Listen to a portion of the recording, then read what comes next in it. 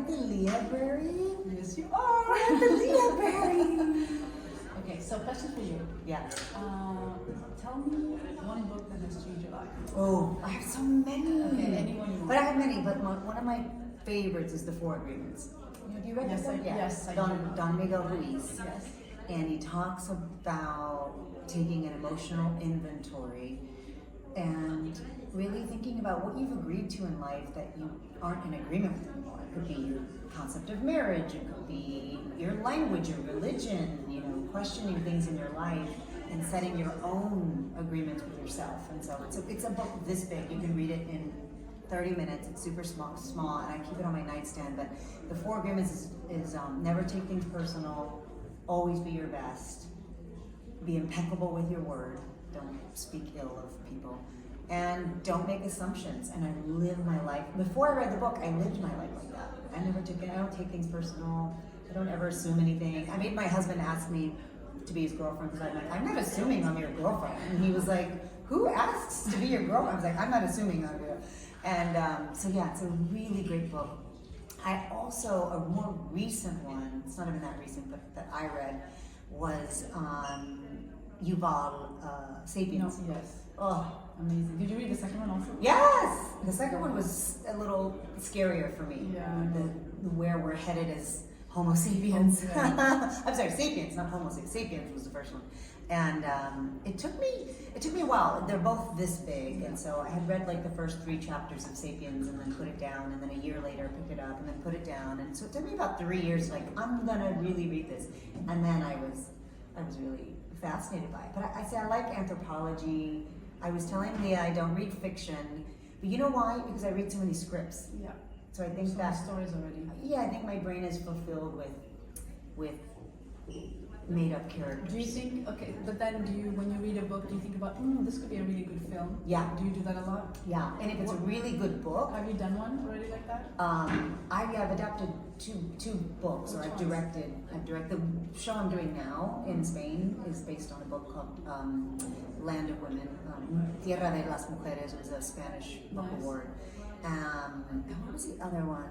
But I feel like when I'm reading, if I can't imagine it as a movie, when I'm reading, I just imagine it playing in my head. And when I can't, that's when I feel like it's not well written. Oh. Meaning there's not enough description, I can't feel the room, or I don't see the view, and good writers really build the world so you feel like you're in that murder mystery, or you feel like you're in that love story, you feel like the guy's falling in love with you. But how many times that's happened? Yes, I'm like, I want so many love stories. I've lived so many love stories. Okay, when do you read? Do you make it a point to read? Do you only read when you have time? I usually read on planes. Yeah. For myself, like that's when my joy reading is, or on a beach if I'm on vacation. That's like joy reading. But normally I have to give myself an hour a day to read scripts, and that's like, it's not painful. Every day 1 hour script? Yeah, I have so many, because my production company has so much stuff. So if it's a rewrite of a script I already wrote, I already read, and then there's a polish on another script, and then there's a new pitch idea that I have to give notes on. And so reading for work is not as pleasurable as reading for pleasure. And me, I'm looking and I'm circling and I'm editing and I'm making notes, and that's not as enjoyable. Okay. And do you love going to bookshops to buy books? I love books. I love books. Okay, what's your favorite bookshop, or where is it? Well, it's Barnes and Noble. I mean, because in the United States, it's just the biggest, and so sometimes. How about in Mexico? In Mexico, I don't go to bookstores in Mexico. No. We have to find you one. We gotta find you one, because they're probably in Spanish, and I don't read in Spanish. You don't? No. You read in English? I read in English, and I can read in French. Really? But I can't read in Spanish. And do you have a bookshop here that you like? Here? Yeah. Oh, no. You know what? There was a Shakespeare and Company. Yeah. Actually, I've been to that one. I love that. But also, one of my favorite ones I've ever been in was in Limoges. It wasn't even in. Oh. There was one in Limoges and one in Lyon, and it was just an antique. An old bookstore. Old bookstore, just the smell when you walk in, and I was like, oh. There used to be a great one in LA, and they closed it, and it only had first editions. Oh. It was up on Beverly Glen. Nice. It was called, it was the best bookstore, and they closed books yet. I know. That's sad. There's so many of them closing. I know. So should I not like Barnes and Noble? Well.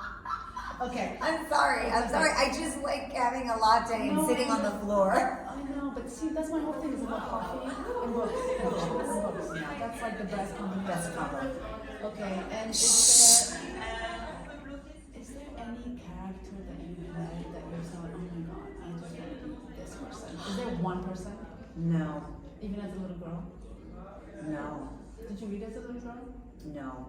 Huh, you read, when did you start reading? God, late, after college. What triggered it?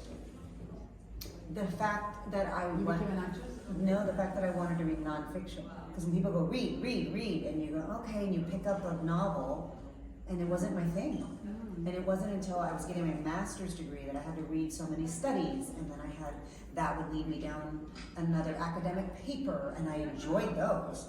I was like, oh, and people were like, you're reading an academic paper that's not very interesting. I'm like, I know, but did you know that, and then I found my passion of nonfiction. I found Malcolm Gladwell. I found, Eckhart Tolle. I found all these, Gary, Seed of the Soul. And that's when I discovered it. So I never really enjoyed those stories when I was young. I remember I had to read, Moby Dick in college, and I had to read I think House of Spirits. To read is always. Yeah, and I had to write a report on it, and I just did not enjoy it. But once I was an adult and discovered nonfiction, and not even self-help, it's just anthropology. It's a study of humanity, it's a study of humans. That's what a study of us. That's why I like Malcolm Gladwell, because he does observational writing and studies on people. He's good. He's really good. Mm-hmm. And okay, is there by any chance like a saying that you really have seen that you love, that you know by heart, or a word that like means a lot to you? That you Well, a lot of Maya Angelou. So I do read a lot of her spoken word, her poetry, she's just. Is there anything that sticks to you? But hers, I live my life by her poem, which is, people won't remember what you said, and they won't remember what you did, but they'll always remember how you made them feel.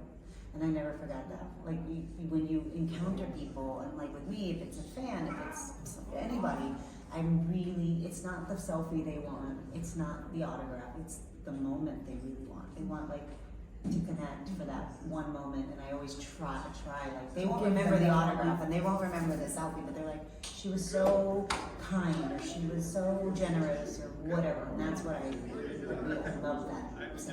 It's just true, like, I don't remember what I said. When people say that, I don't remember what you said, but you were so nice, right? And I'm like, oh, good. What's your favorite book? What books changed your life? You like fiction, though.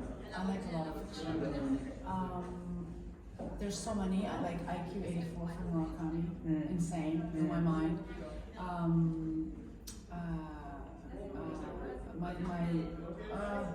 My name is Red. Orhan Pamuk, this Turkish writer. Oh my God, blew my mind. What is it that blows you away?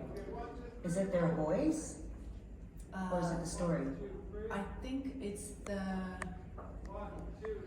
both. It's the voice, it's the originality and the way they tell a story that always, like, for example, in My Name is Red, every character has a moment, like every character is a person in the story, and they tell it from their point of view. The dog, the tree, death, Satan, and all, and it's like, it's so imaginative. I'm like, how did you go with that? And then I love also when it feels like they take something that we know so well, like a historical anything, and then they give you a new answer to it or something. I love that. I love sci-fi a lot. Also, but I like novels. I do like historical fiction. I love historical fiction. But that's because it's non-fiction adjacent. You know what I mean? Like, for me, it's like this war did happen, and this did happen in that country, but we're going to tell that story through this character. And that I love that. I love the Millennium Trilogy, which is weird, but I love her, the main character. But I remember probably one of the last fictions I read was like Hunger Games, and I remember it was before the movies. It's good. Harry Potter, I read all the Harry Potters. See, you do read fiction. I forgot about that. You read kids fiction. I'm YA.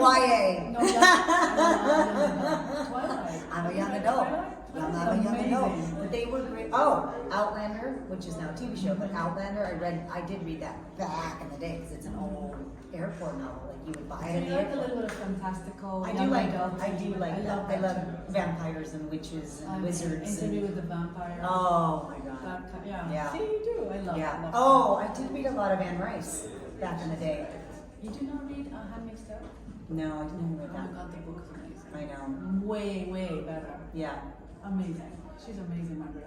I know. I love. Did you see she made a book that you cannot burn? It's like a metal book of handmade stuff. She's so good. So nobody can, That's can so be in a good. book burning. That's so, So good. Et voilà. Et voilà. Thank you.